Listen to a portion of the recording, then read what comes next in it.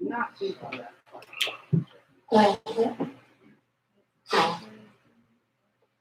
You don't, sir. But it was a mess. What did about you? I think from the outside, but I heard on the inside. Crazy. Good, man.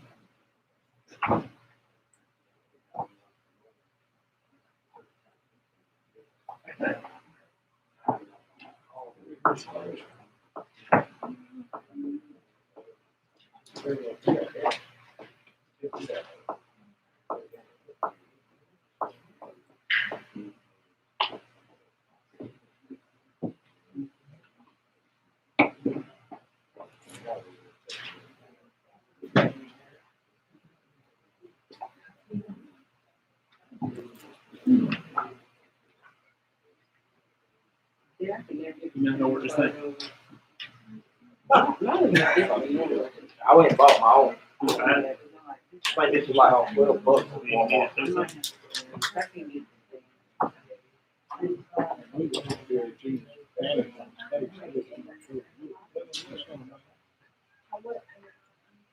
That's what the other have to run. Huh? They have to run.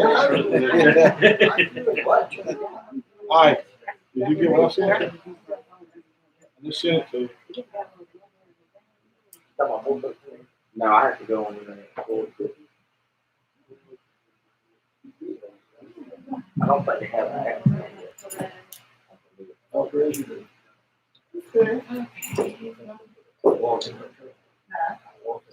Yeah.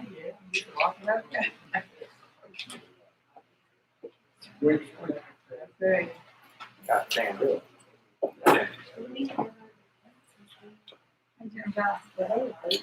I'm good. Hey, Will, Hey, man. Miss Maxine, how are you How are doing? you? All right. Hey, Doc. How you doing? Good. Hey, got the rain over there? How are you? You have to make the same rough copy. You might have to.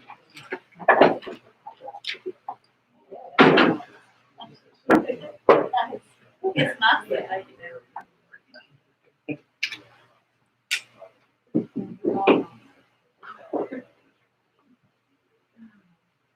Let's bring order to the chamber.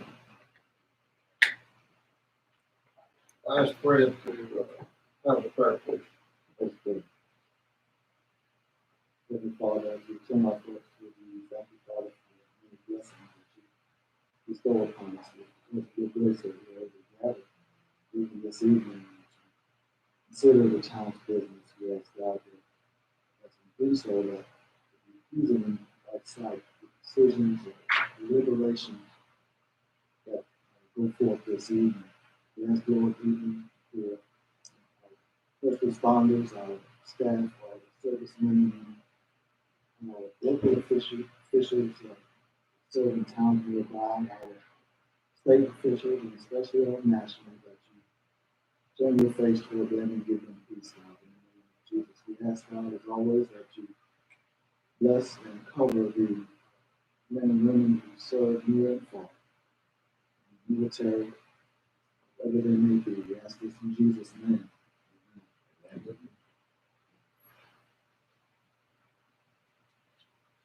We call the meeting in order. Let's stand and pledge allegiance to the flag.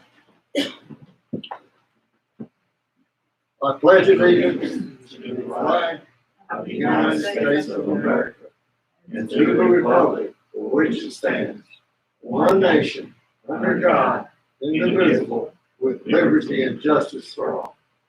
May we see you.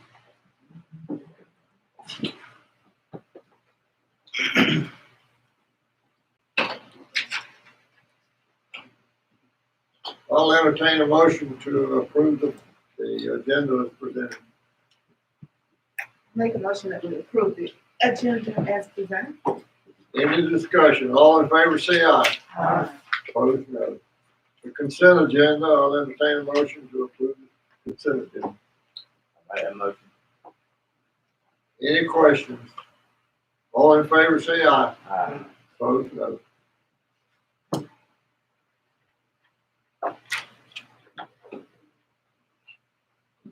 You know, we have probably one of the best groups of people that work for this town, and the dedication that they have through thick and thin, regardless if it's snow, rain, or a pandemic, we always seem to get things done.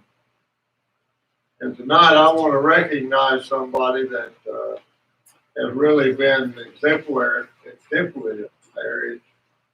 since she's been here, and that's Kimberly Pickett. She joined the staff in Benson on May 27, 2014 as an accounting technician, and then became interim town director, finance director July 1st, 2015, and assumed the permanent role as finance director on January 1st, 2016. He was later promoted as assistant town manager and finance director. Kim's current role here at Town of Benson is assistant town manager and finance director. She's married to Scott Pickett, and they have 3 children, Caitlin, William, and Brooklyn. And Kim is very involved in their school as she was vice president of the PTA. She was last year president of PTA and now is the president. And that money's in good hands now. Kim continued to work during the time that while she was obtaining her master's degree in public administration with a concentration in public management from UNC Pembroke. She walked across the stage as a graduate on November the 21st, 2020 to receive her diploma. I thought it would be appropriate to recognize her for her outstanding achievement. And I will read the proclamation that we will present to her. I want you to come up here, Kim. You go around there? Yeah.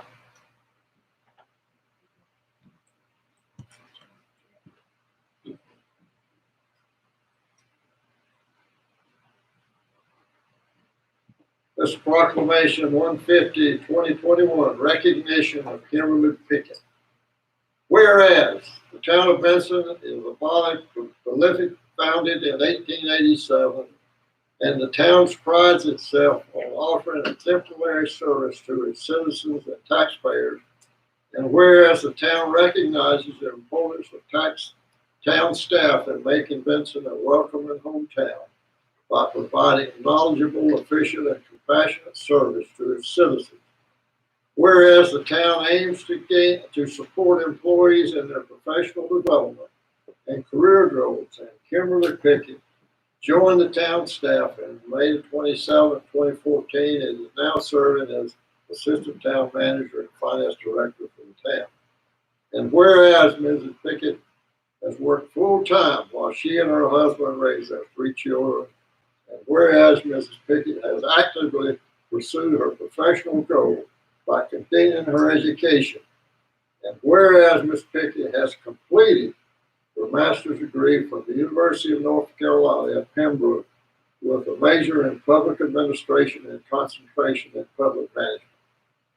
Now, therefore, the town of Benson does hereby recognize and honor Mrs. Pickett for her outstanding achievement and thank her for her dedication to her profession and to the town's citizens. Adopted this 9th day of February 2021, Jerry Medlin, Mayor, Angela Thornton, Town Clerk. Congratulations. Thank you. You can say something if you want. But y'all didn't have to do this. I appreciate it. Y'all know I love this town. I love working here. And again, I've said this before, I could not have done it without the support of the commissioners that was on the board at that time, the continued commissioners now for your support, and the manager and the staff, because I would be nowhere without our staff, and that's for sure. So thank y'all so much.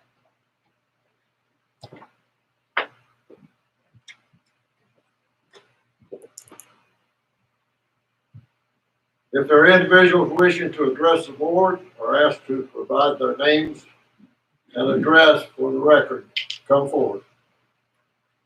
I think everybody here is time for. No, we got one back there that ain't enough time for. We'll share it. Oh. Individuals wishing to address the board or asked to provide their name and address for the record, come forward. No one coming forward. We close the public address opportunity. Department reports were in your packet. Does anybody have any question of any of those people that made the report? Under old business, consider approval of 1.5% COLA for February the 8th, 2021. Fred Nelson.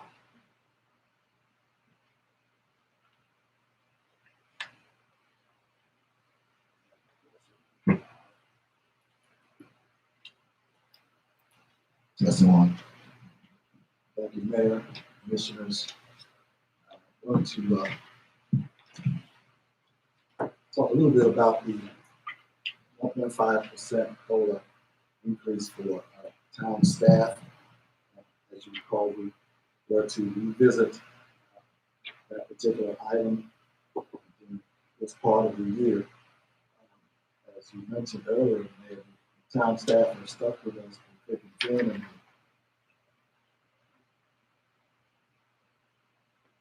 the proclamation that you just read, well, Kim is testament to that. I want to add to that, if I may, that this town staff number, at least 55, 60, trust their assistant, manager and finance director. Because of that trust, she's able to do what she does every day. She is the gatekeeper. We appreciate everything that she does. We also appreciate the trust and support that the staff gives from day to day, moment to moment. Even in the late hours when the team needs to get out and take care of a major league or something like that. So I just wanted to mention that. So for the commission, I would ask that you consider approving the 1.5% COLA increase for town staff. We were to start that the 1st of March. We would total from March until June of this year, $8,654.38, and our town coffers was taking the support. Yes, for the support.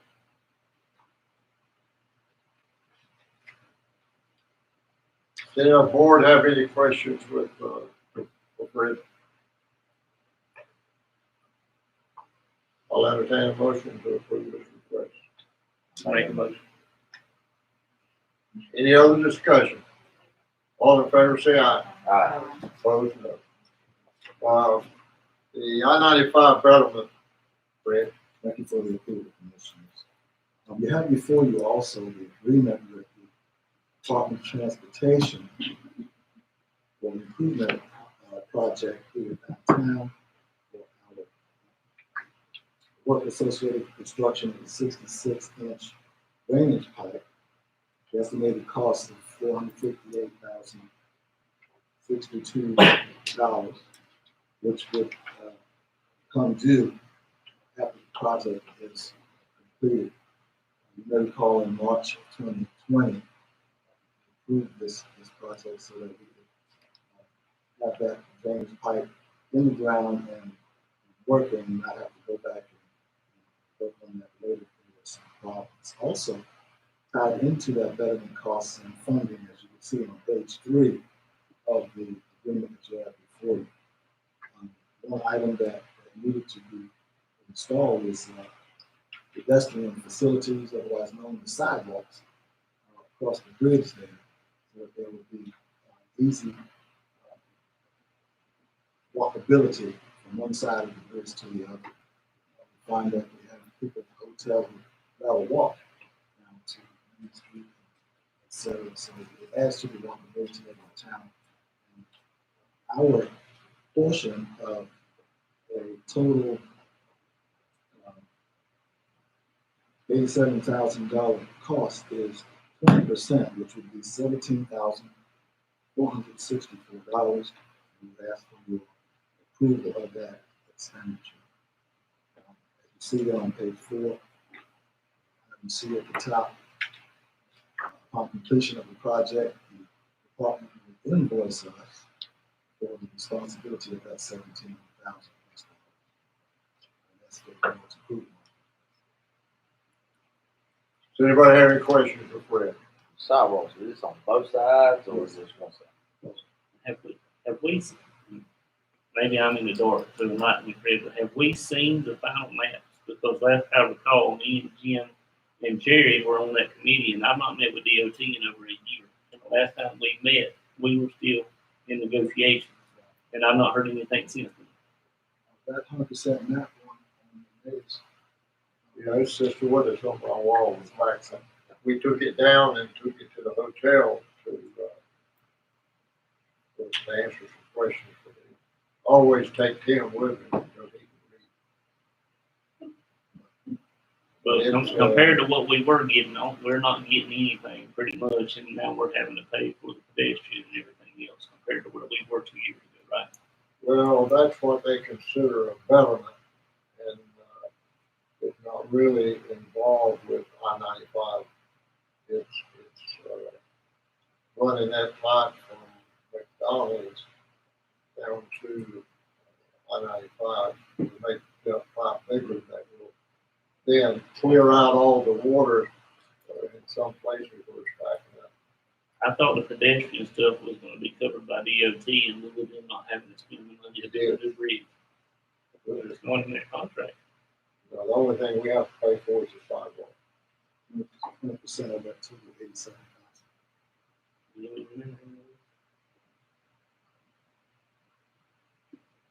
If it's involved with the highway, they pay for it. Sidewalks were just added, right? The sidewalks were just added to this, right? Yes. That sidewalks are on the other side. So we have to come back to you, especially if we.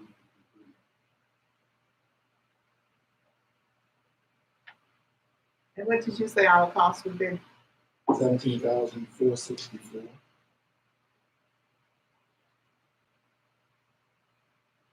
Estimated cost. And that'll probably come in 2022. Even the project's over, so it could be after that.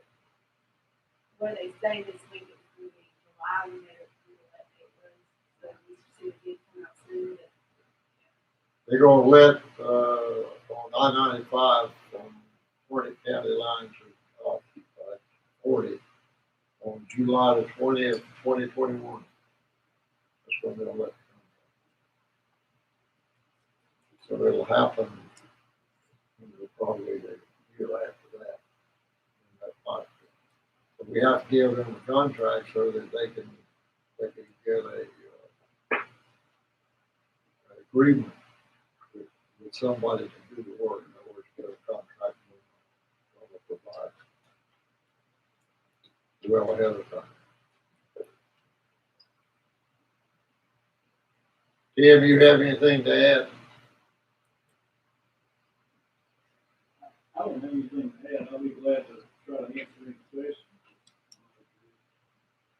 Well, how far would the sidewalks go on the other side of 95? They will extend to the range for the next road. To the roundabout. Essentially, what you've got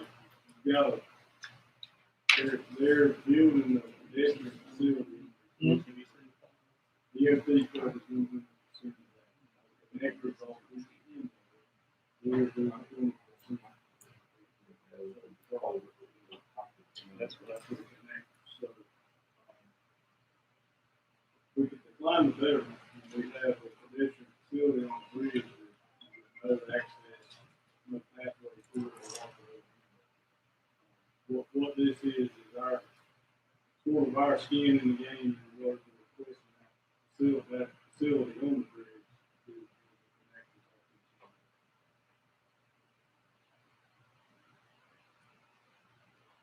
When was the sidewalk stuff added to the proposal? What was that question? When was the sidewalks added to the proposal? That's a tough, somewhere in conversation, the question was asked to be one of the pedestrian facilities. Yes. So they started planning how to get that facility on that district. Just a little bit of a timeline of what happened when they first met at Camp Inn. A lot of you guys were there, and what they presented at the time was really conceptual, the best way to explain it. Once they've got a concept that they think the public that, we're willing to accept, then you start getting utilities engineers, structural engineers, hydraulic engineers, and all these different people that start digging into it. Ultimately, what they determine is the bridge will be 20 years old with different ones replaced. So that's when the discussion came about leaving the bridge, interchange design change back and forth a little bit, also went away from what was presented in that concept in that public meeting. And then something the question about pedestrian facilities came up because the concept had a pedestrian facility. I think it was with the comments about having that access across the bridge. So that sort of jumped back into the plan that's supposed to be put in the retrofit on the existing.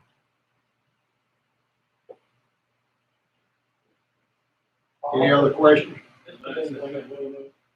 This was in the proposed agreement the last time it came up, I want to say, May of last year. The language was in there then about the pedestrian betterment. Will there be another public meeting where they'll show to the public what their final design is gonna be, or is it just, at this point, we're just gonna get what we get? Everybody knows more public. What was the, They're pretty close. They're within this.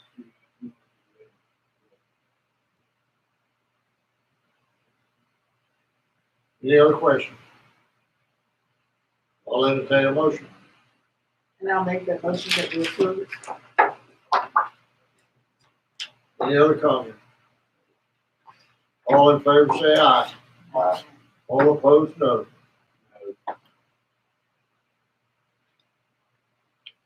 You get the one, no? Thank you.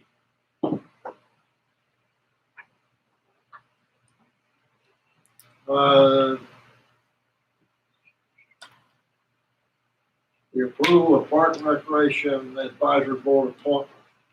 Earl Stevenson was the only one that got an application from, so I'll entertain a motion to approve him for Park and Recreation Advisory Board.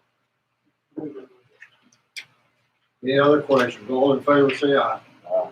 Opposed, no. Fire Department update, Alan Johnson for 2020.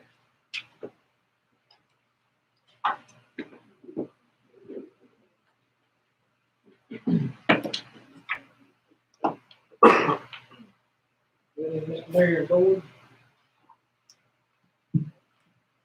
You're not gonna hear me. So by this time each year, come to you with just a year in review, of our call volume and, few different things about the fire department. I'm gonna start with the slide show on that, and then we got a FEMA, grant request after that. So 2020, our fire call was ended up at 981 calls for the year. That's a little behind what we've been in the past 4 years previous to that.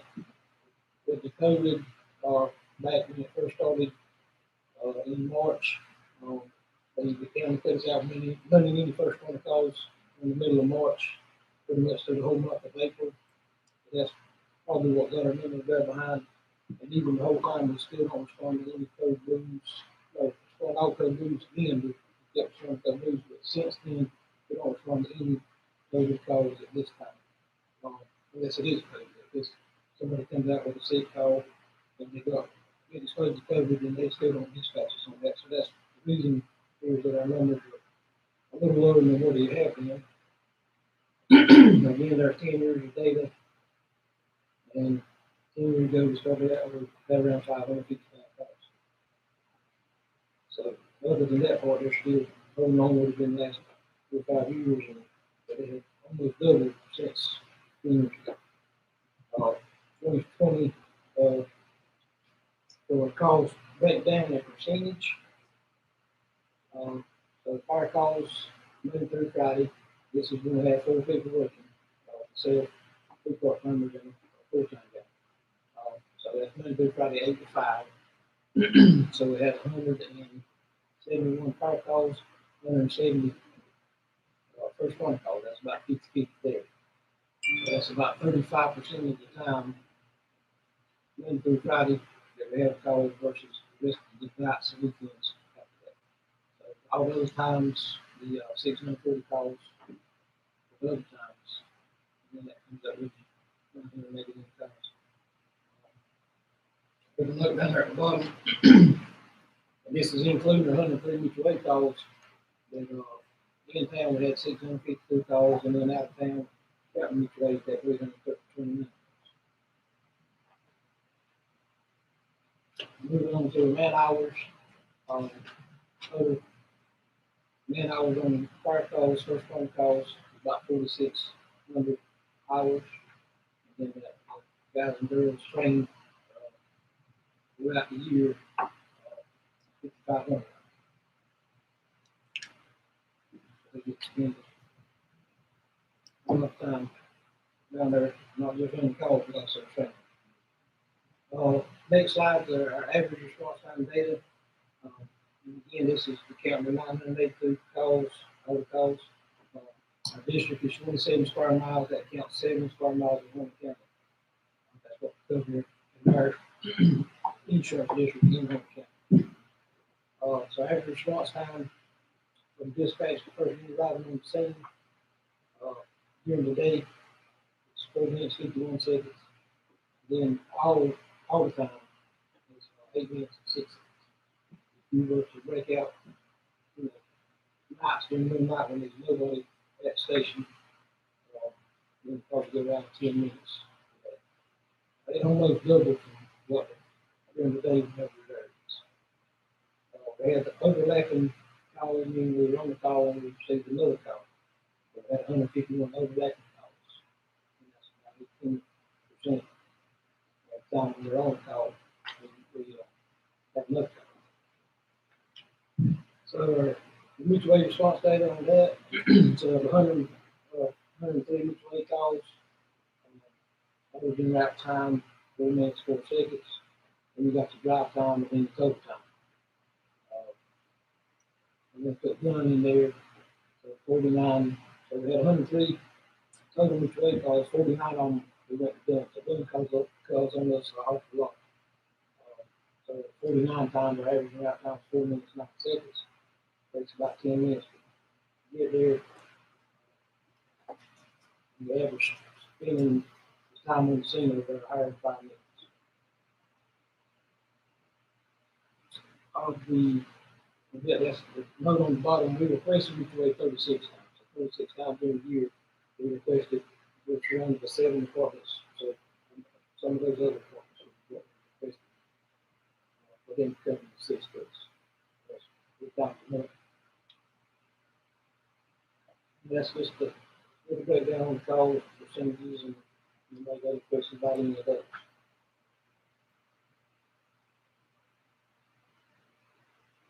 DNS. How many volunteers have you got on roster? On roster, right now we got 7 of them, so we got 28 volunteers. How does that compare to last year? Maybe a couple of days. I have to go back to the number to see exactly. I know we had two to retire this year. One last year. Then I've got this, then 11 part-timers. And then about 42 people.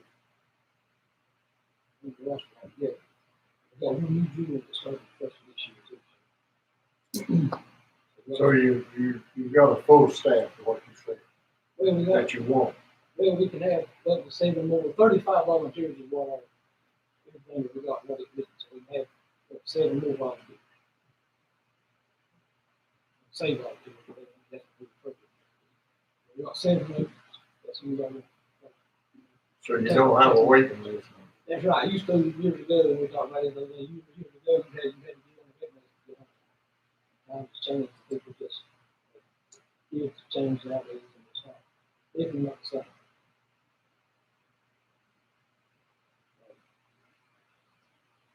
Who do we name?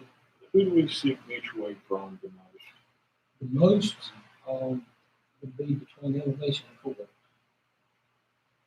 Did I understand there were 36 times that done requested mutual aid from us? They're done requested, us 49 times, yeah. So we got it done 49 times. But our 36 times would not be. No, that, we're surrounded by 7 apartments, that 36 would be quite a bit. So Dunn being some, Coach being 1 or 2, West Johnson. How do you divide the request? Is it just on a list, or do you do it geographically closest to the employee? Or that geographically, we got maps and layers. And depending on the call, just like the other night in town, we get 3 mutual aid departments on the truck. So there are 3 on the town. We have one on both sides of town at the same time, and we tell something. Another 3. Would most of those responses from Dunn be 95 related? No, most of the trucks. Very few times do we get called on 95 to, I mean, we do occasionally to assist with like a legal fire. Most of them is trucks. We don't get on the scene called 49 times. I got that too. But, it's probably 50-50 for us getting there and helping persons. Warren County paid for it? Would you get funded from Warren County? We get funded for our Harnett County district. For your district? Right, correct. We don't get paid to respond to done like this. No, we don't get paid for that. We get paid for our 7 square mile Harnett County district. Any other questions, Al? Thanks for the update, Alan. You now gonna talk about the FEMA safer. Correct.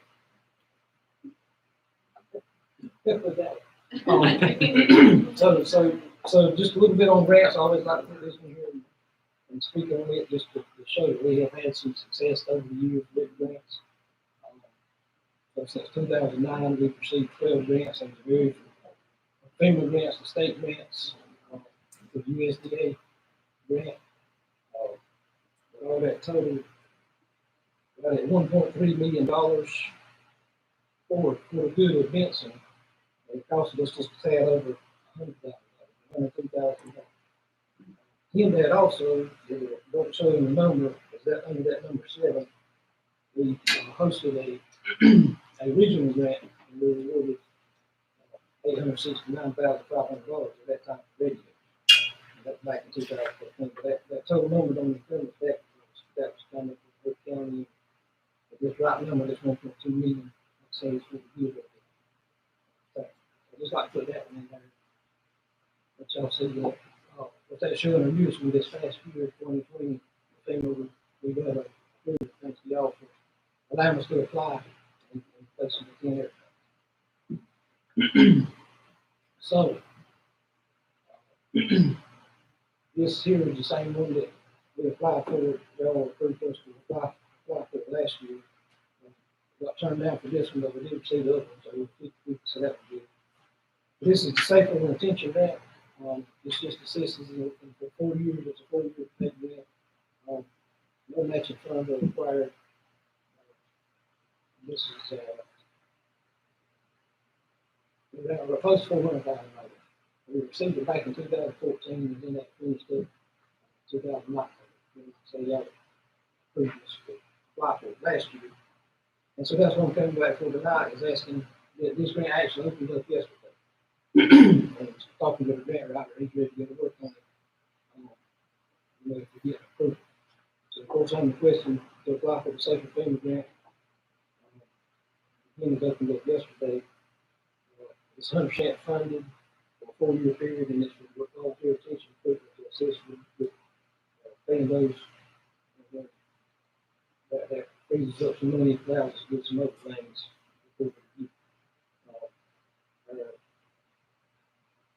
Grant writer donor, grant consultant, he only charges 2% of the awarded amount, only in the event that we get the grant. So we wrote the grant last year, we wrote 2 on for us, we got the airback one, also it's 2% of the awarded amount. We wrote this one last year, again, we got the same. That's correct. But if you don't win, you don't have to pay the. Correct. Yes, in other words, I think he's that confident in his work. We don't mind doing the work if we don't get it. So if we don't get awarded it, then we don't stop the thing.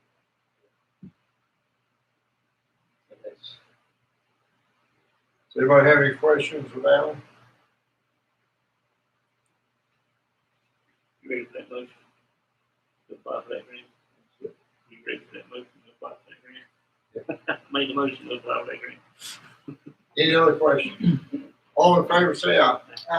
Opposed, no.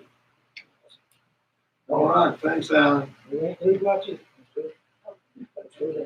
Oh, so 2018, I'll put this one here, our priorities list back then, just to show you where we're at and what the future needs are. So 2018, we 1 full-time chief, 1 full-time firefighter, 2 daytime, 2 part-time daily positions. So that's what we've got. So put in there, what we need in 3 to 5 years. At some point in time, as y'all heard me speak in the past, just keep putting it in right here in front of you, we're going to need to hire some full-time people. So in 2018, like I said, there's 6 full-time people working the ABC shift. So for our budget needs for 2021, and again, we're still in the budget process now, so we didn't run the number. I don't know anything as far as how that's going to shake out yet. I'm just saying the needs there. And also, we talk about it there. So if we come out with, we can hire 2 full-time firefighters, that'll give 1 for a 24-hour shift. So maybe with a full-time guy now. So that's $55,000 each, that'd be $110,000. If we're going to do that in 2021, I guess it's just a plan, like I say, we'll see how it shakes out later on. Then we'll have the full-time chief, part-time assistant, that's on call. Then you want a full-time engine. So what that person will do is guarantee survival every night, every day, every night. We still have to have the 2 part-timers daily to get our DOI inspection that we're graded on for the full 4 people during the day. So things going to change during the day. Hiring the 2 extra full-time people is just going to help you get out with the 24/7 coverage. Benson 2022, just taking further down the road, you'll need to come back and ask for 3 more people. And then that's going to give us 6 full-time people. It's 24 hours a day, 7 days a week. When you divide that out, it's just like a shift that Commissioner Nevers works in carry.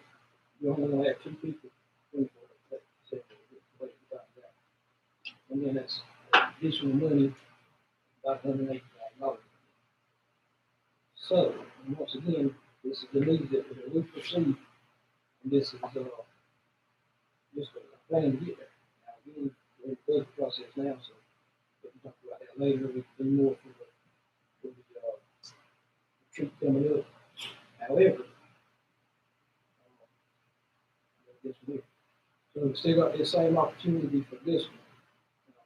Grant was open yesterday, it covers 2 things. Volunteer attention and improvement is the one that we just said we would apply for. Then there's also a hiring one. So this is totally up to y'all putting it out there what the foreseeable needs coming. But with this grant, It's 100% paid for 3 years. And that's for 5 full-time people. Then our full-time guy that gives 6, have 2. He's the same going construction, one consulting, not construction, but consulting. And again, he charges 2% if the grant's awarded, and then that costs about $18,000. So this is the second grant you're talking This about? is a second one. This one here is strictly for the hiring, and then the one before is strictly for volunteer attention. To cover the salary for 3 years. And We then cover after the salaries, benefits, and all 100%. After that 3 years, it was 10 cents, was it 10 cents per day? That's all that That can sustain after is. that? Absolutely. what's your current part-time budget? Have you, on your 11 part-time? Roughly 80,000. Yeah, that's not that. How many times did you not get a truck out? Fire calls 100% of the time. I cannot be any if I was not ready to take out. However, we have missed the first What's your part-time budget including fire inspector? If you were to hire an officer with fire inspection, capability, one. 30,000. 13, 110. 110. Keep in mind, we're gonna need one part-time position. Keep it 4 people there. You go to sales, 2 full-times, and then it's still, so we need one part-time position. But we got the part-time chief. Who, he's not 5 minutes. You know what I'm saying? So what you're saying is that this grant, if you get it, will pay for those positions? It will for 3 years. And then the Commissioner Dean was asking what happens after 3 years. They go home. And I would 100% say to this board that I'm not for it at all if we can't have some kind of commitment down the road. Not even try it. I can tell you down the east in Pender County, places like that, they do this all the time. They hire these younger firefighters that start out for 3 years, and then after their grants run out, they go home and they go to bigger departments. A lot of people we hire come off these grants because they're guaranteed 3 years. And then the municipalities or counties in Pender County, they don't fund it after they get the grant. That's what I'm very upfront on here now tonight is I will not be for it at all. If, we can't get some kind of commitment. But the growth is coming, so we can project season, and we can only help the fact that the budget's going to get bigger, get more better to help sustain this, but in 3 years, it's going to be big enough. This FEMA grant, if you apply for it, did you choose the number? Did you choose the amount that you apply for, or is that just the amount that's offered? You did. So we could even back that down. So you could back that down We could to back 2 it down full to time, 2, and and then we then have 3. Yeah, you can do. can your 10 cent cover 3? I feel like in 3 years, we can cover that. But I'm saying that front. On top of what you got right now? There's a lot of development on the pipe that is, that we're working through currently. That if we can sustain the infrastructure, I think you'll see a vast amount of development happen. What happens if the house on the trash Well, is 1 year? and, that's, Like, that's in 3 years, and then we make the decision. But you don't want us to commit to it unless we can keep you on after 3 years, right? Absolutely. I wouldn't want to put the work into it. There ain't nothing How much is your budget short right now? sure. There wasn't coming. Say like 3 years, how much are you short? It's so like this, nothing changes right now. How many full timers do you afford right now in your budget? If you got rid of your 11 part time and back it down to 1 part timer a day, instead of you're running a fire inspector and 2 part timers a day right now, He's part-time. right? Some days he works as an officer. So if your budget is $110,000 a year and it's $60,000, so you're $10,000 short from wiping them out and having 2 more full timers, right? Not with my math. Yes, we need more of that. That always be a wash. That would always be. So let me understand this. What are you saying? That you want to back the grant down to a certain number and No, not no, apply this is for what this I'm amount? saying, this is what I'm feel comfortable asking for. But I'm saying that I don't want to apply for it unless at the end of 3 years, we got some commitment for this full-time people. Well, I don't really see how we can commit to a board that's gonna be sitting in 3 years from now. That guarantee that we'll have a full-time part. Now, you still got to rely on your volunteers, it will not be no way, shape, or form place to full-time. So you still got that. Yeah, Dennis would provide on volunteers. And you ain't, you're not gonna get out of that business.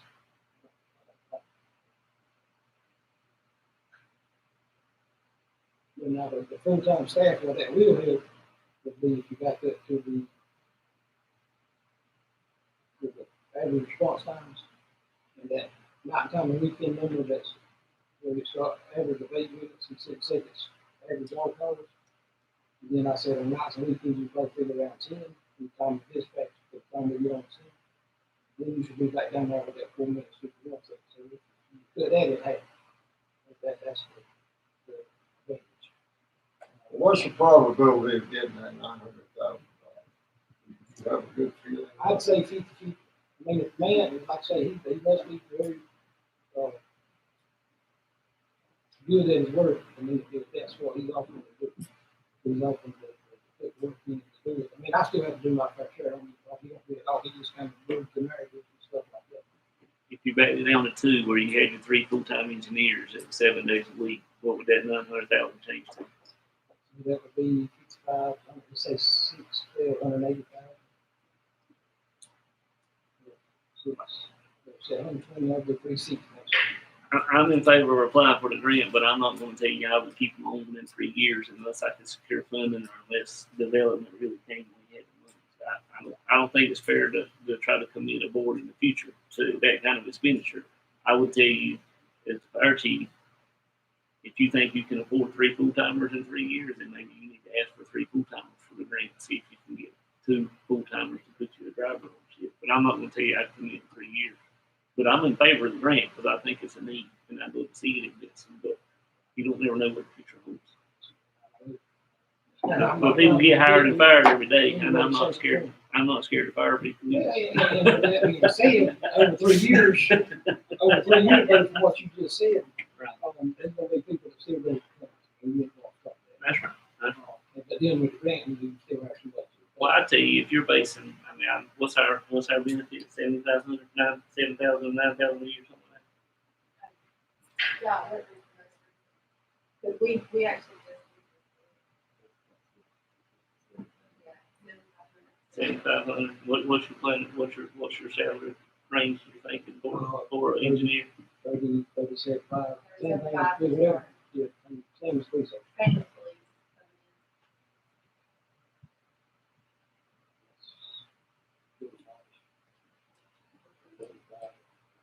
I mean, that's 75. That was his insurance. Yes, I think it'd be close to 50,000. I mean, realistically, I mean, I hate to say it, but it's a stepping stone. Which smaller communities are going to be at that pay salary. You're going to get the younger firefighters that are just looking to get their foot going. Well, the only problem with that is they don't have to drive. You know what I'm saying? You don't get that firefighter. Kill that stuff to come get. What say the board?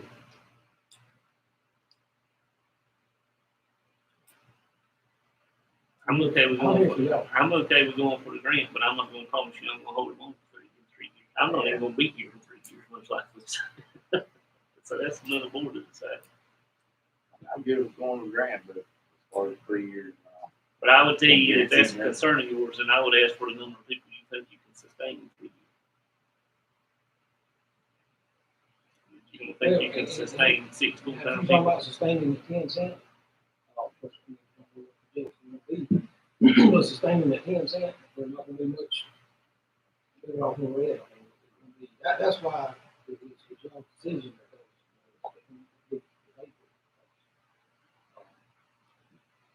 I'm trying to, do you want to apply for the grant or That's what I'm trying to do. Absolutely 100%. Oh, Yes. But now the question is, do we want to do two? Start out there, or do you want to go ahead and do it? Is there a greater likelihood of us getting the grant if we ask for less money? I personally don't think Well, maybe one out of the two we did.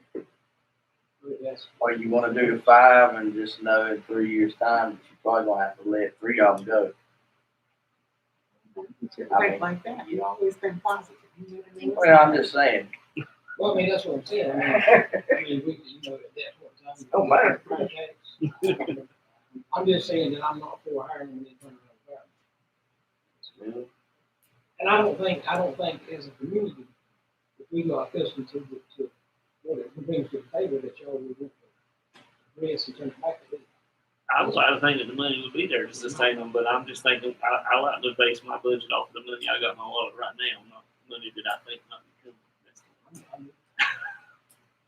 Well, didn't you just say a few minutes ago that what happens is you get one of the firefighters that have gone to these smaller places? that One of don't my get the rookies money came up from front. Henry County. He was hired at the Safer Grant, and he was notified 6 months that that grant was in, and he needed to find another job, so he can't work. See, that already happened here about 2012. Same thing, we applied for this grant, got it for one full-time position. And then he went to Cuba. Right. Right, but only because we couldn't. We couldn't afford to keep him. So we've gone through that process again. Before. So what do you want us to do?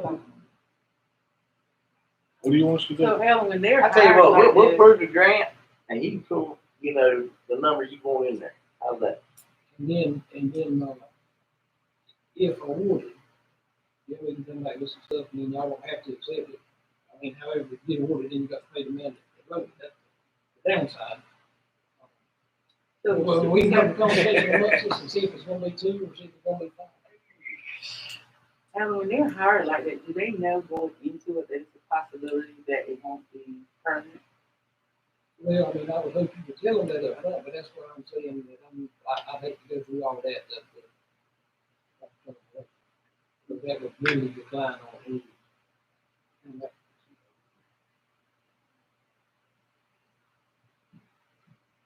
This is, I mean, not we work.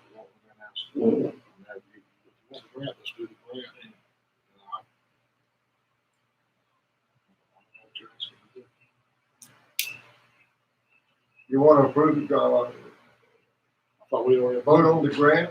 We approved it on. I make a motion that you go for the grant however you see fit.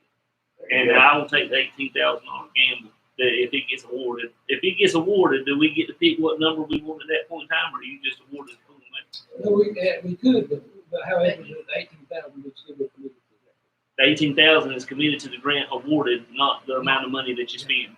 So if we get $900,000 and you say, okay, I don't feel right doing 5 people, So, we come back and say 2 or 3, and then, we still owe them 18 grand because they got $900,000 for it. but Correct? then we get 450 or anyway. I said either way. So have you made the motion? Yeah, I made the motion that we Amen. You make the motion. He made the motion. and he can ask for however much he sees fit. He's 30. He made the Do you know how to write that down, Angie?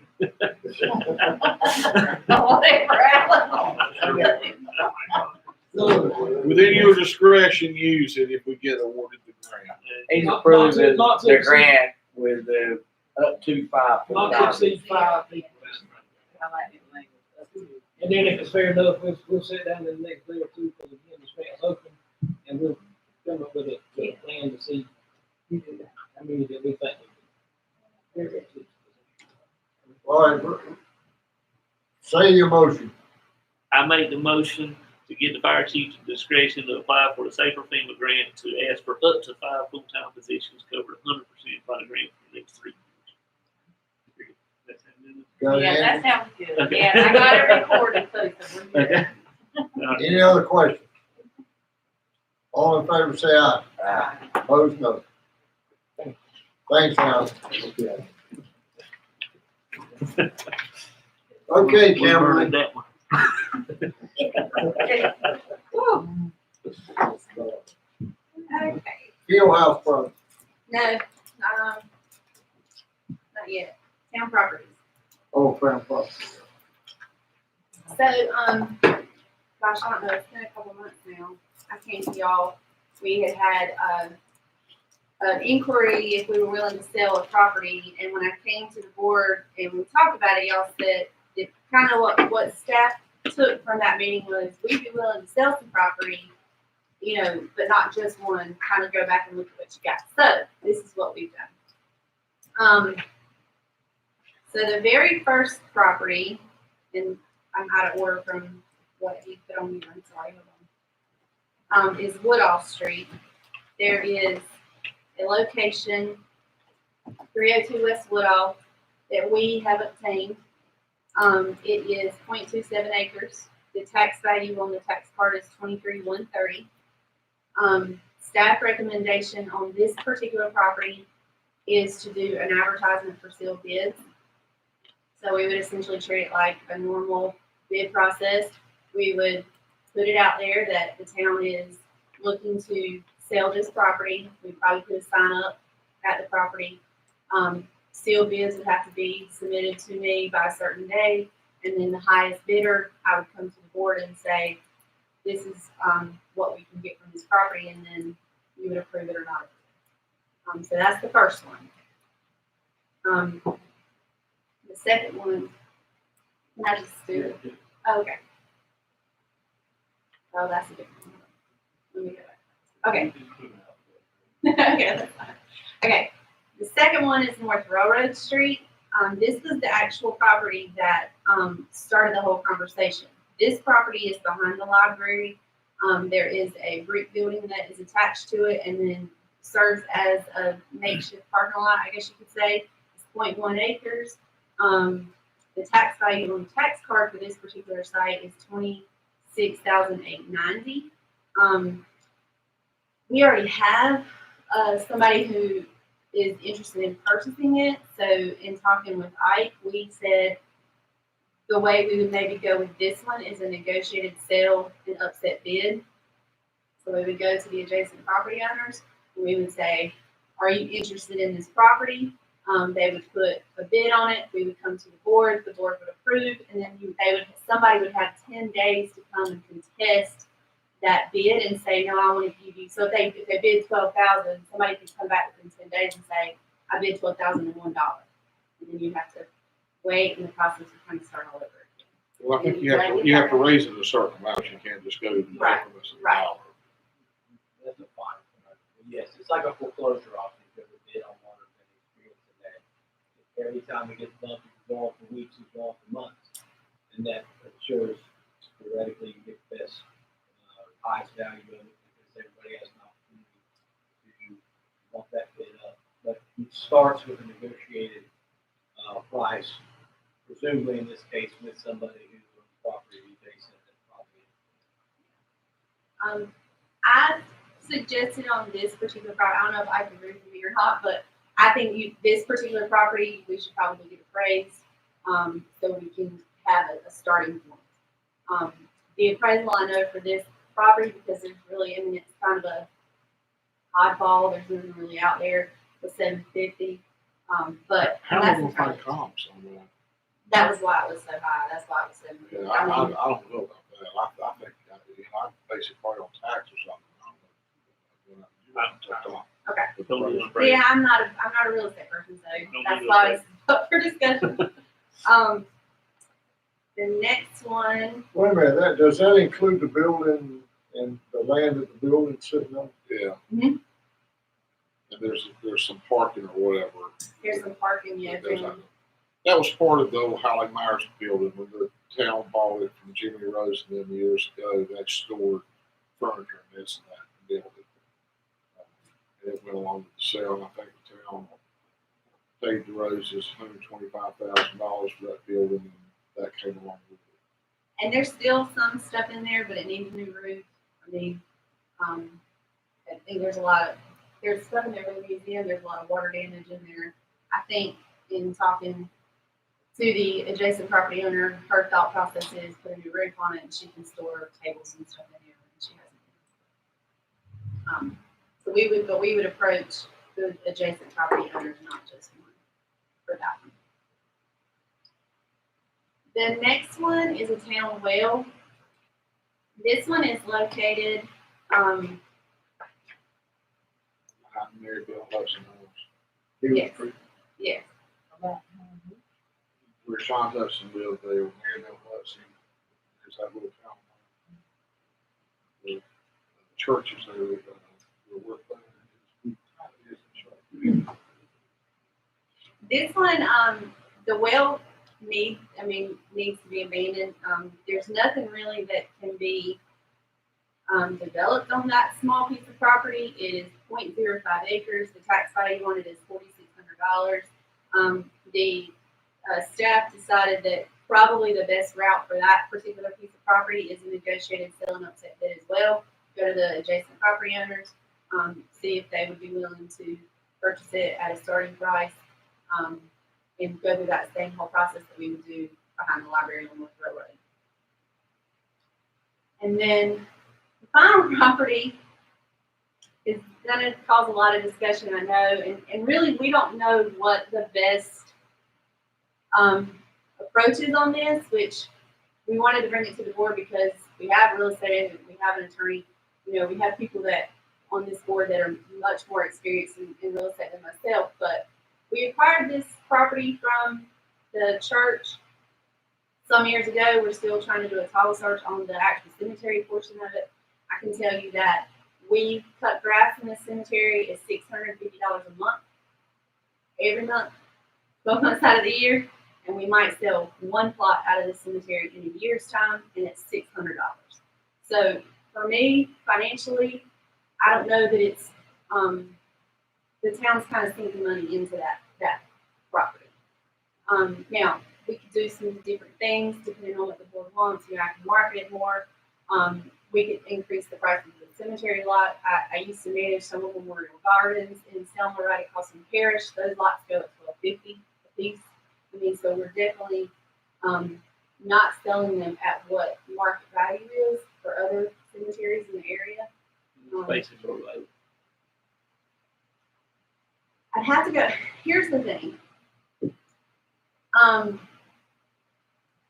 There's a lot of spaces that when we acquired it from the church, we don't know who owns them. So the back part of the cemetery where the oak trees are and stuff, closest to that back road, we don't know much about it. We don't have history on it. We need to get history that I can find. I've looked in that office up and down. I can't find anything.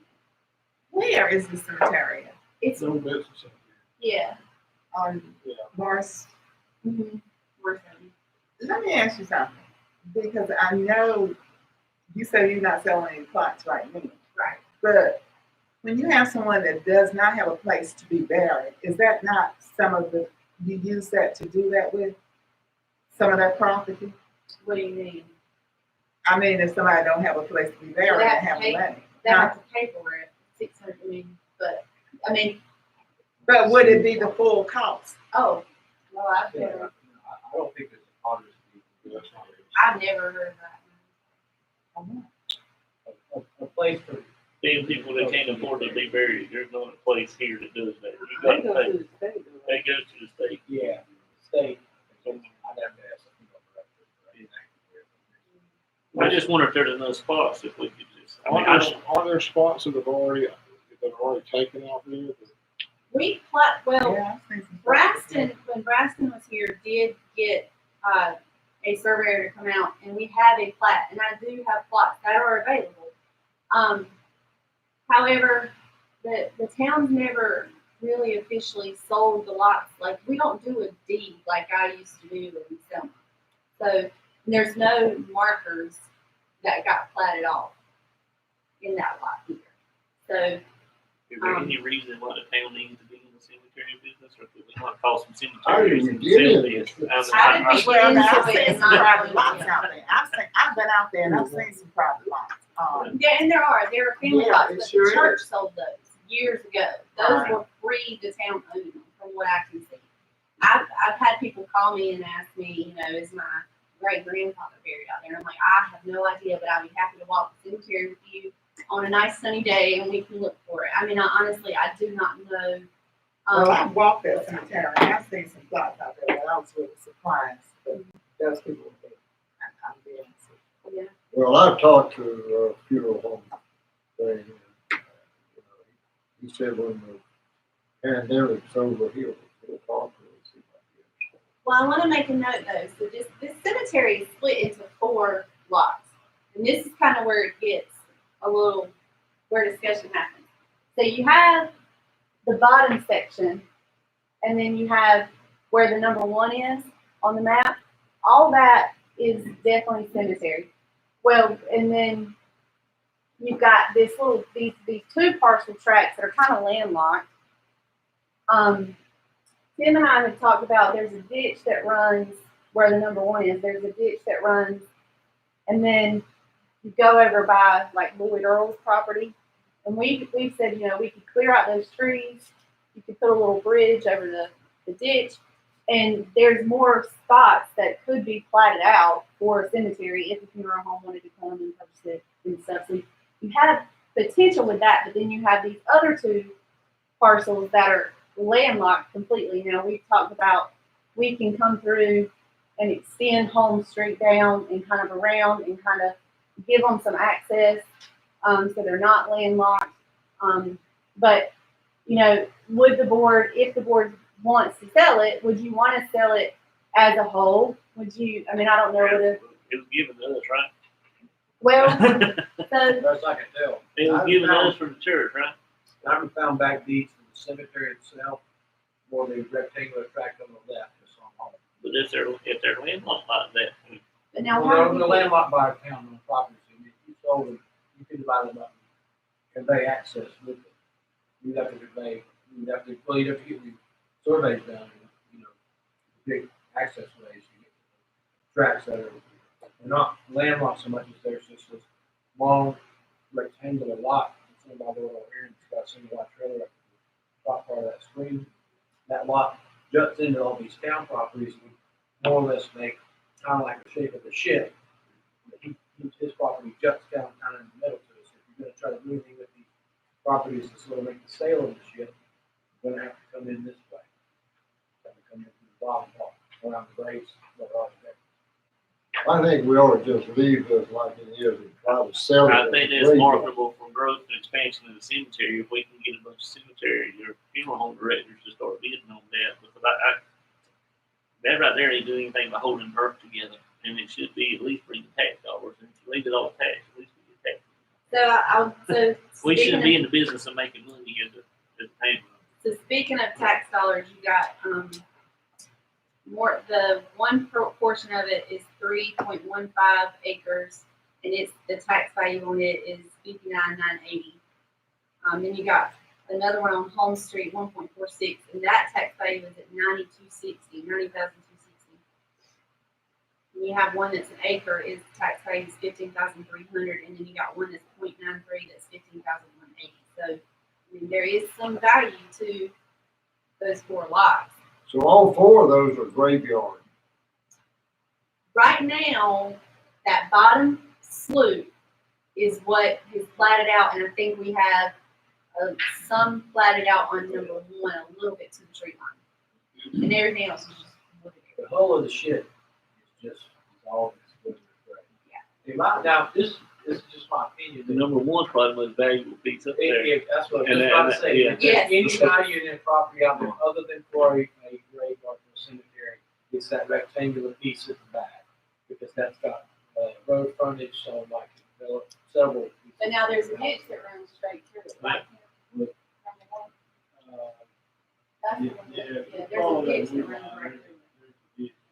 But I would think that whoever bought the whole of the ship, that other space, especially the 2 above, would be more valuable to them than anybody else at this point, without the town spending money to give them access. I think that, I mean, if you, maybe you don't auction off, maybe do the upset bid, like, and do it per parcel, and that way, maybe that parcel does bring more.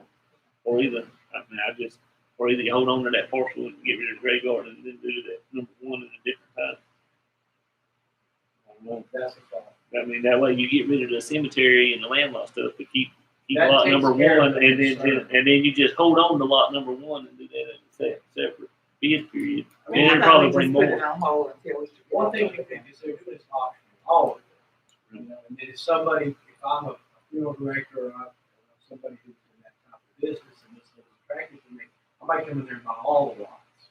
But, you know, or I might say, well, I just want the cemetery, those 2 or 3 I can do like graves on. I'm not paying a premium for this lot, so I'm not going to build houses on. Yeah.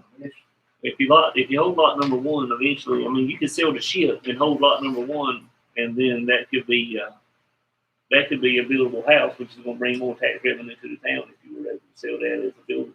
I think it takes care of one concern too, and that's the staff's concerned about the maintenance. Right. And maintenance is not so bad on the back part, right? It's more regular. Right. And like I said, we don't have to make any decisions. I mean, I would ask maybe, if you wanted to make a decision on anything, it would be the first 3 that I've discussed. Those are ones that I feel pretty confident we can probably get rid of in this fiscal year, and then get some revenue in and get some tax values back. Can you email us the list of all those, and maybe we get this again in the retreat? I absolutely can. That way we can give us some time to do it. I got a question. Mhm. I know that I've heard tell of an agreement between a bank and a piece of property that is in the town's name now.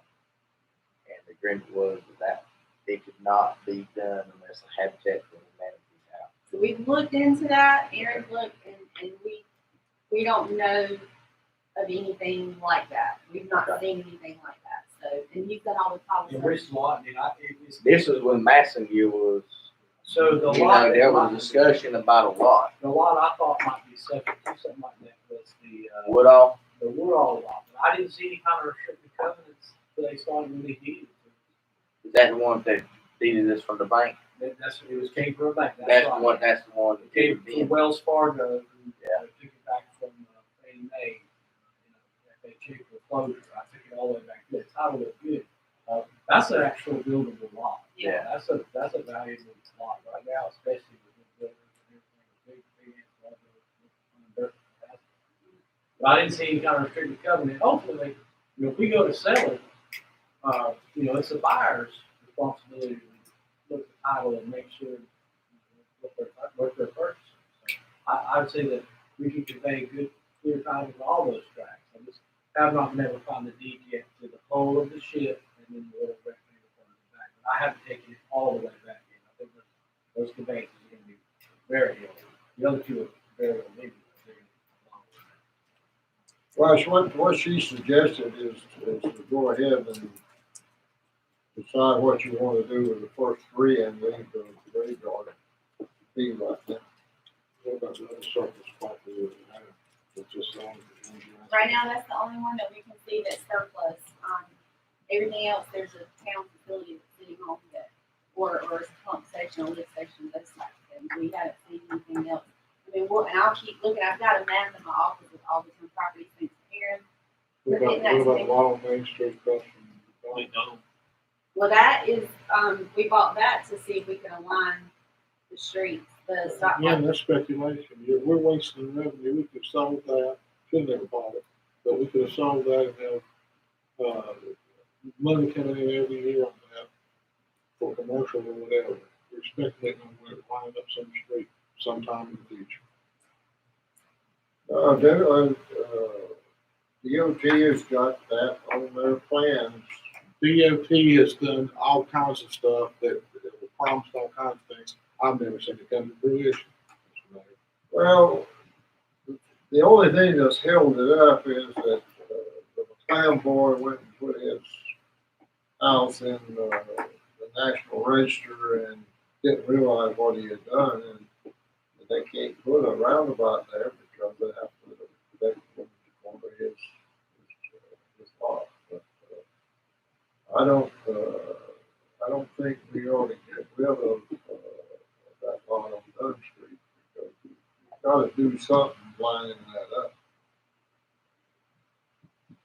And if We've got other person owners that that's own looking- parcels on that street, we'd have to negotiate, we'd be able to make that happen, you know? person that's looking for that whole block needs that for their plans. If they can get everybody to sell. Good luck. We'll sit on that for a while. What's next? That's it, that's the town properties that I had tonight. Somebody make a motion. I make a motion that we approve the first three and leave the cemetery. Do y'all have a minimum that you would like me to start at, or as far as like negotiating, bid prices? I would do the, I just start out with your tax I'd start at least man, because you're gonna have a judicial process, so Okay. they can bump it, then it's gotta lay up. Well, now, the recommendation for the Woodall Street property is to do a sealed bid. Yeah. So that's where you advertise on the place that With the look to Yeah, now you can.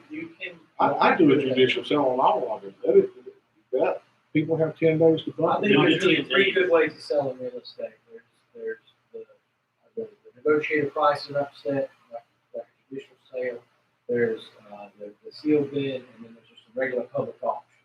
You have a day and everybody comes and wants to bid on it. There's some other ways, but they really don't make any sense. So, it's up to y'all. Judicial sales is the best way, because if Max decides, 3 weeks into it, that he might be interested, or he's come up with some reason, he knows exactly what he's got to bid, he hits it again, and then I say, well, I don't want Max to get it at that amount, and it just stays, it gets popped and popped and popped. I think one thing we might could do is actually, put it out there that, we're interested at selling at a certain price and advertise that, through a certain period of time.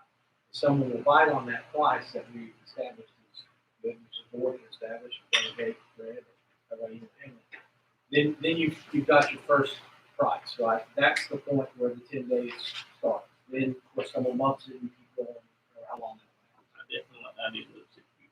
Okay. Yeah, we need to So do that. negotiating on all three. You got the motion? Yeah, I made the motion. Sell the first, take care of the first three. The cemetery. Any other discussion? All in favor, say aye. Opposed, no. Okay, now the PKVS part. Yeah, I'm gonna ask that the board, hold this off until the next meeting. We did have a bid opening. The bid came in a lot higher. Construction prices are up right now. So we are working with the lowest bidder to see if we can get some value engineering and get that bid down. And then we also need to go back to Part F and talk about, we're gonna have to make some changes to the actual project itself. So we're gonna meet with, Jim Beadle tomorrow to talk about the park. So I would ask that the board just hold that until next month. Where are we at on the grade bill there? I think it's a hot mess. It's really, really wet. How So far are we behind? Way behind what I seen, 2 years. Olympic swimming. cause don't we have a deadline Is there a now? deadline on he's that already, contract? he's passed. Are we enforcing that? We've had to give him extension because of the rain. I mean, it's been, actually Tim pulled him out because he was making more of a mess than he was doing any good. So we had to pull him out. How many extensions do we need? I'm not using any fish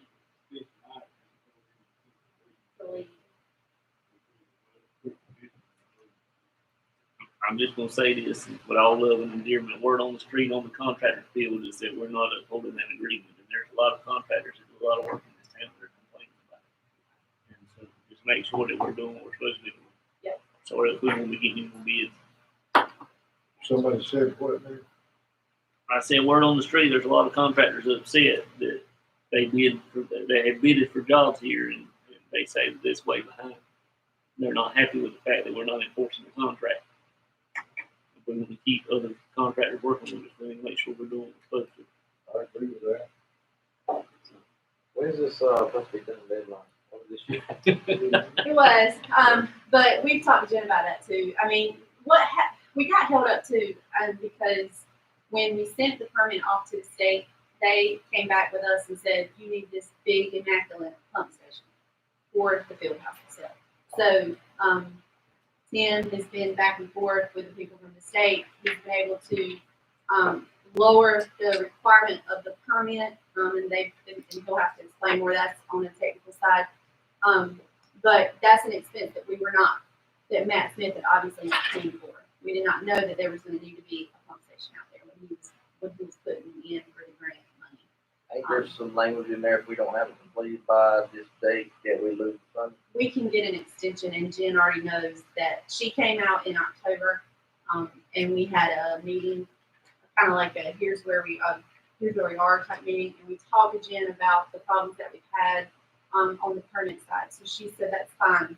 Everybody gets an extension on that project, and she doesn't see any issue with us getting that. And I'll probably ask her for it tomorrow and start that paperwork to get that extension for them. What was the pump station needed for?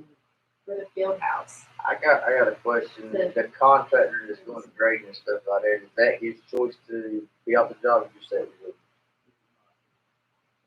I know he's been doing other jobs. Do you want to explain the? I actually, that's what it was for, but. For the field house. But what, I want to make this field, what is the field house, talking about the concession stand down there? Yeah. You're talking about the field house and all this kind of stuff? Yes, sir. Well, I mean, why can't we just slap up something like you got at Mitchell Nance Field? I mean, I don't see a big deal on that.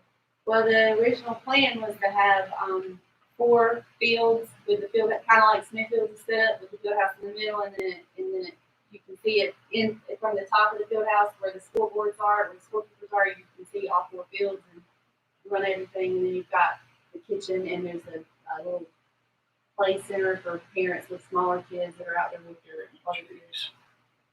That was the grant submittal that Matt sent Reggie a few grew years up. ago. Well, there's We didn't have anything like that. Concession stand. Mitchell Nance Field looks better than that. So you want to put that on? Yes, sir. All right. December financial. At the end of December, we should have been at 50%. We were at 51.15 in revenue and 48.66 in expenditures. We are continuing to see tax money come in. I have a note on my computer to have you guys for the March meeting who has a list of who hasn't paid per your request at the last meeting. But we did get a large amount of tax revenue that came in the first January that's not reported on, so, and it's still coming in. So, if anybody has any questions, I'd be willing to answer.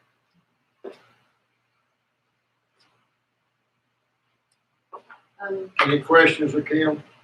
Let me,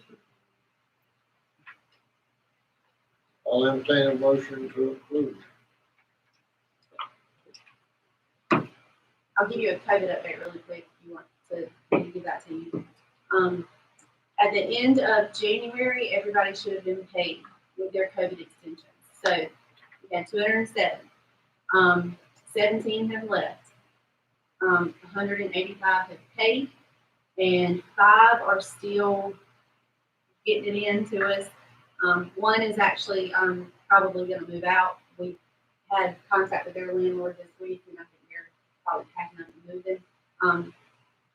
3 of those people are prepaid customers, and then one of them I talked to about every other day. So she's working to get her money in, but I'm working with her.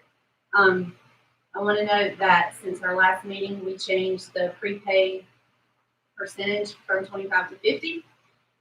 Last month, what was owed from prepaid was $1,355. As of today, we're only owed $413.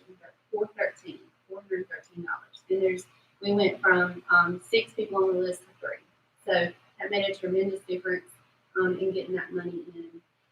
And they have not. When we called them, they understood, and there was really no complaints between those people that we talked to. So. Have you seen any people applying for the HOPE program? Have you seen any funding? So, I have seen some funding for like 1 or 2. It's interesting because we have one gentleman that he is an application in, and the people that I was talking to are from Buncombe County. And I just couldn't wrap my head around why somebody in Buncombe County is helping in Johnston County. But they're basically turning their applications into the state, and then they kind of go out to these different representatives that help. It doesn't necessarily have to be in the county that they're in. They are quite difficult to get information out of, but I'm not taking the customer's word on it, I'm making them get somebody in contact with me from the office that they're dealing with, so I can ensure that the money's coming. From best I can tell, I think we have 2 that we're due money on, but we haven't had as much as I thought we would. I'll entertain a motion for the financial. I made a motion. Any other discussion? All in favor, say aye. Opposed, no. Budget amendment. The budget amendment is simply a cleanup amendment. I went in, at the end of, December, once I had finished the financial report and just trying to clean up some line items. We had some revenues that were over, and so I, put that down into the expenses and helped out some line items. So it's really just a cleanup amendment. There's nothing really big in this that should show anything. Any questions? I'll entertain a motion to approve the. I make a motion that we approve. Any other discussion? All in favor, say aye. Opposed, no. Okay. The last thing I want to talk to you about. We have got to move the Benton Square sign. So it's currently sitting in Benton Square, right at the corner, and it's facing where anybody on 301 on either side can see the traffic, or can see the sign if they're in traffic. With the roundabout coming, and we've had our 90-day, move your stuff out of the way. We've had that for a little while, but obviously it got held off because of COVID.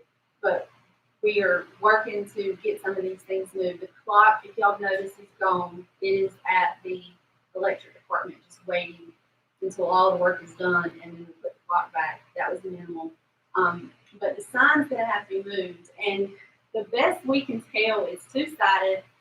I don't think there's gonna be a way that you can put that sign there and be able to catch traffic for both sides. It's probably not going to be able to go in the position that it's in. If you catty corner it, you're only catching one part of traffic coming through.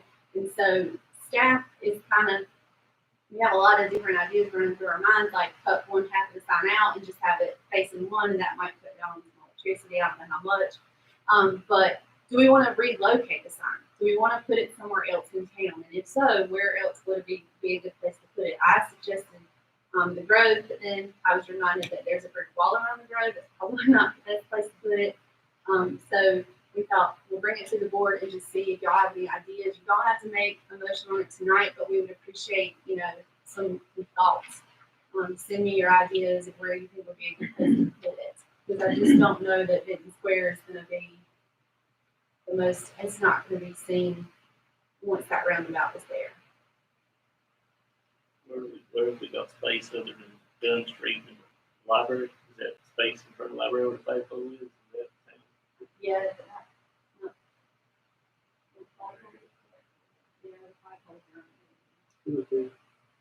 That's cemetery. Not many people would see that either. You could put it on the front of town hall. You run in, we could put it where 2-way traffic can see We it. could put it in front of the house on Main Street and Dunn Street and just put we around out here.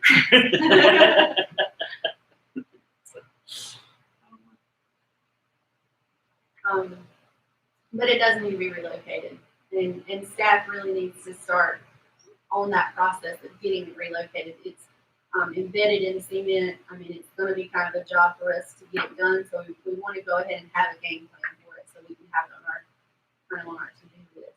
Are we still working on the art project for the middle of that circle at 50 and 27?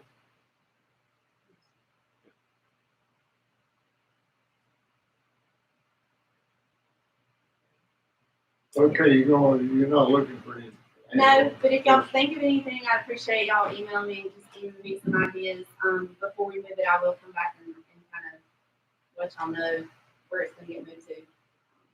But like I said, the clock, if anybody was wondering, is at the electric permit. There's also a monument that sits on that same lot, and there's plenty of space.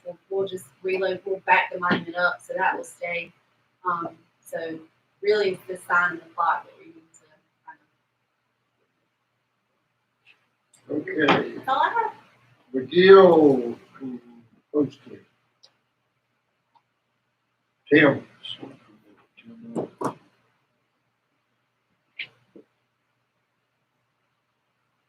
Last year, we took a pretty big stab at the accumulated sludge in our sludge lagoon. But we took about, I think, 350 tons out of it. We've got probably a million tons of material in there, so we've got to keep chipping away at this issue. There's a lot of old sludge, as well as the fact that our process adds sludge, so that accumulation plus what we add to it annually. So we've been looking at options.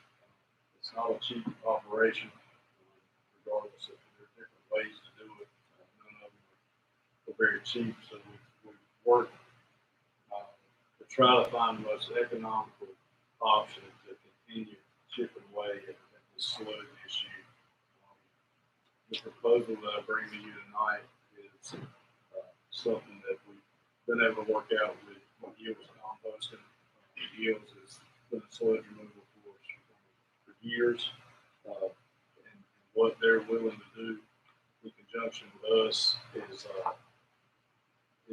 sell us some equipment, some of the polymer injection material, the types of equipment they use to inject polymer to treat material to dry it out and make it suitable for hauling. They would rent us some equipment. I don't know if this make it too big. I apologize.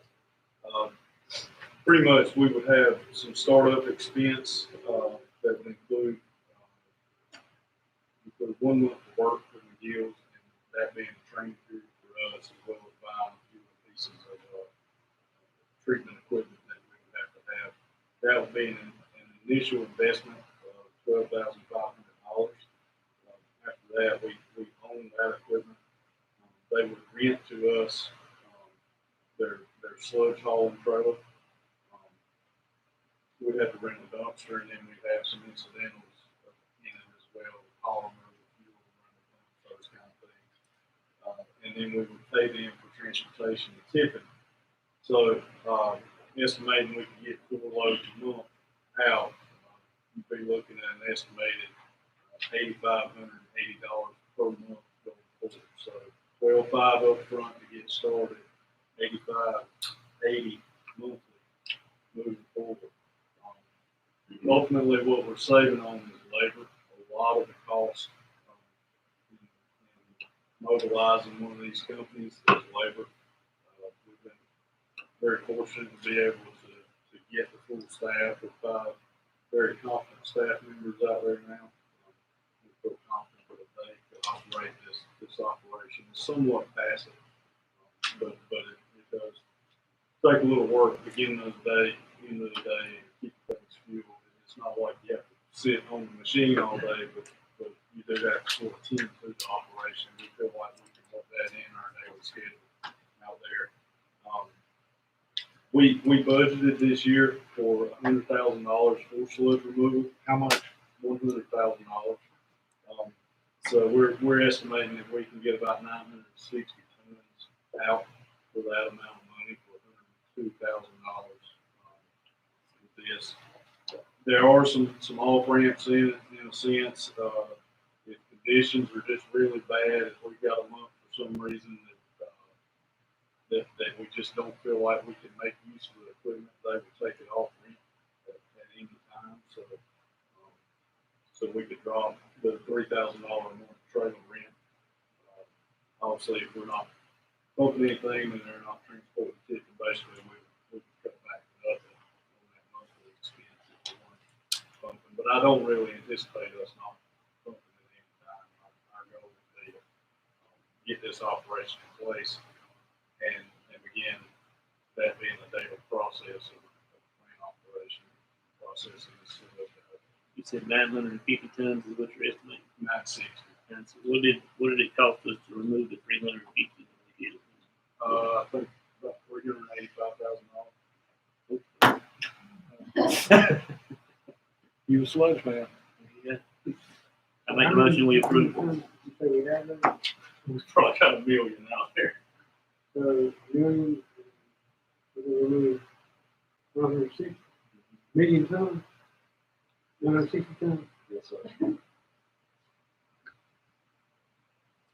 Yes. How many tons do we add in a year? It depends. We're probably adding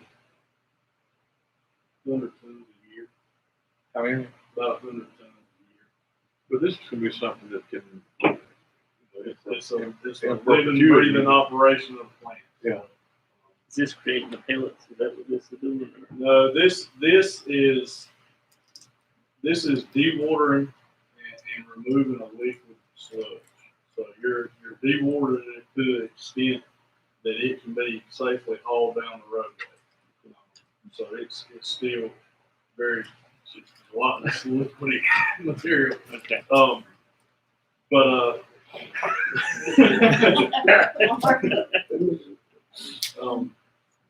but we ultimately, this is one of these processes that needs to that probably should have existed all along. Some type of method of constantly removing sludge and not letting it build up to the extent that it has. So hopefully, this is really getting us in the direction we need to be. So what do you want them to do? I would ask for approval to move forward with this proposal. It's not a lot of money to be expended at a single period of time, but ultimately we intend to try to fast track as best we can and get as much as we can get out in 100,000 is budgeted this year, albeit we be in a 5-month window. 4-month window to do it. So we probably won't get that target amount for this year, but the goal would be to continue to move forward each year annually and budget to get as much as we can out of this process. We entertain a motion if you don't have any more questions. Any other discussion? All in favor, say aye. Opposed, no. I don't think so. Thank you. Aaron?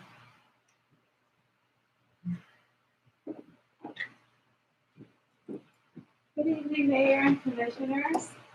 This evening, I would like to seek your approval of the consulting firm to update our comprehensive land use plan.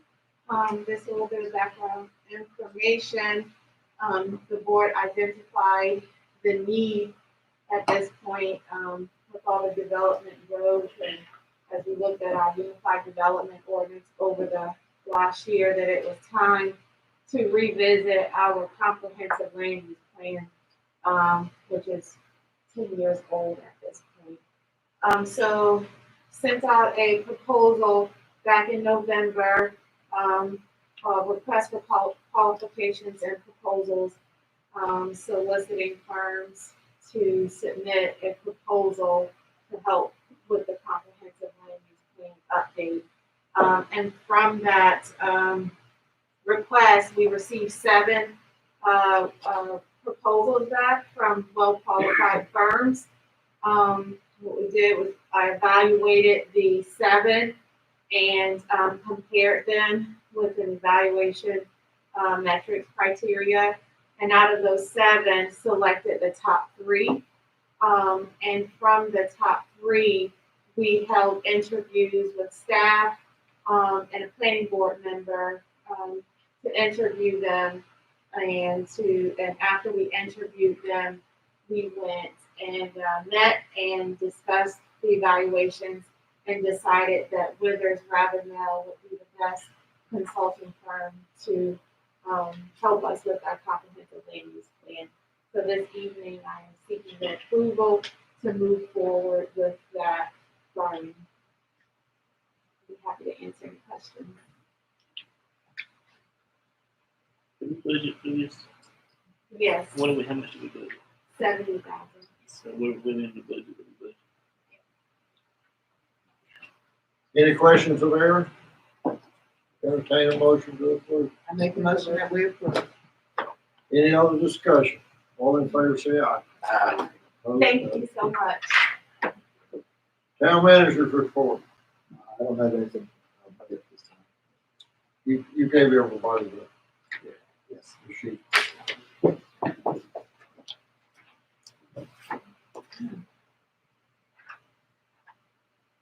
Commissioners, Max? I just got a question where we're at with FEMA. Are we ever gonna get that money back? The mayor was able to talk with, Senator Tillis, and his office has been trying to nudge gently to FEMA. We did get notification today that they are looking at all of our stuff. So now I know who the keeper of our files are.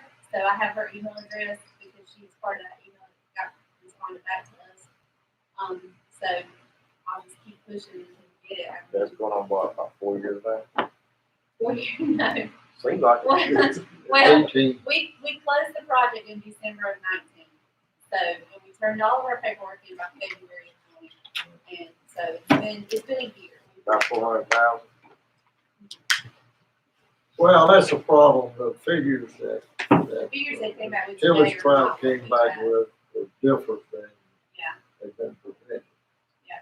So you got the state group handles one thing and the FEMA federal handles- group handles another. And we're gonna get the money, but right now is how much it's gonna be. Yeah. Probably be 416,000. I've got all of our paperwork and I'll fight to get it. I mean, I had to schedule a meeting with the girl and be like, listen. Because what we're waiting on now is for them to come and do an inspection of the site. We've been waiting for that since last February. Well, they mentioned some side, if they don't give you 400,000, they'll give you 100,000, that means we want to raise rates. Because we're already showing them the negative. Yeah. I mean, we're out to something. But, I mean, we got a lot of, infrastructure projects that need to be done on the pipe too, so that's one thing we'll lay those too. I mean, yeah, we need that money. Anything to try to I do, I wanted to bring up calls that I've had, individuals that have visited the office. And this is not a new issue, I don't believe, but I just want to make the police department and Aaron aware of contacts that I've had. The house that's the old Don Parker house on Pond Street, over there by William and Reagan and all of them. Numerous issues, numerous complaints. Got a call the other night. They're out in the middle of the driveway there at that house fighting, and some female was screaming. And I've been told that there's a generator operating there that allows that little, I don't know if it's a tree house or whatever you want to call that thing, where the mannequin's standing out there looking over the railing. It's a mannequin. It is. But I've been told that there's a generator out there that's running utilities or something up there. So, I just feel like we better look into that and see what's going on over there. And Brad or whoever, and this, it's not just one or two. I mean, it's been a handful now. I've had phone calls at the office about it. I'm sure y'all know, maybe some of y'all been saying that. I get some. Well, I live right in the neighborhood where I'm surrounded by it. I'm surrounded by it, so. Still getting complaints of gunshots in there. What? Of guns, shooting guns off. I hadn't heard I that haven't again heard since. a gunshot. I haven't heard At that our in a house. while. At least the same house. So. What I've heard is that the crowd that she had in there that was firing the gun and everything is gone. But she rents to those individuals. I don't know where they sleep or nothing else, but evidently she's got a new crew in there now. Yeah. Do you see people around there now? Yeah, the phone call I got this week about the same thing. Feedback, but I don't know if there's actual people staying there or visitors of the people staying there. Very questionable, and they're coming up at late hours and they're knocking on people's doors, just trying to look for people, and it's scary. Want to come and stay at their house for the night. Yeah, they're and we've got a I'm gonna say this real quick. We have a female population there that is very scared, and I get at least a phone call once a week from that area. I don't know how many times. I have to read this. Yeah, so I just know that if there's anything we can do to assure them that we're looking into something or make them feel safe in their own house, I'd like to see that. And I say I don't know if it's the people staying there, if it's just people that, because people come and they stop and they get out of the car and they go and do their business, to get back in the car and they drive off. And I mean, and they go to the wrong house, and it's just. You listening to Greg? I mean, I know my wife pulled a gun on one that came to our house, and so but not everybody's gonna pull a gun. And I'm just telling you that something needs to happen. This one, I didn't hear about that one over your house, but they had gone across Pine Street and knocking on doors over there, wanting to know if they could spend the night over there. And I mean, it's just, it's just horrible. I mean, You got anything with you? On a lighter note, I just want to say this because I think that most employees are here in Mansfield. I don't see no Parks and Rec back there, but I just want to say that I know back last summer there was a little bit of angst over the COVID, and I just want to say I appreciate y'all working with us, and that I was very happy to see y'all get that tonight. And I read y'all's reports every month, and I'm very, very excited about the new ways that y'all come up with something called pickleball, and that y'all are doing the Black History video. I think that is awesome, considering things that are going on. So thank y'all for being for thinking outside of the box this year, and I hope that it'll all be over one day soon. So thank y'all for that, and y'all are appreciated. That's all I got. Anything else? I entertain a motion to go in closed session. I make a motion that we go into closed session under North Carolina Statute 143-318-.11. All in favor, say aye. Opposed, no. All right.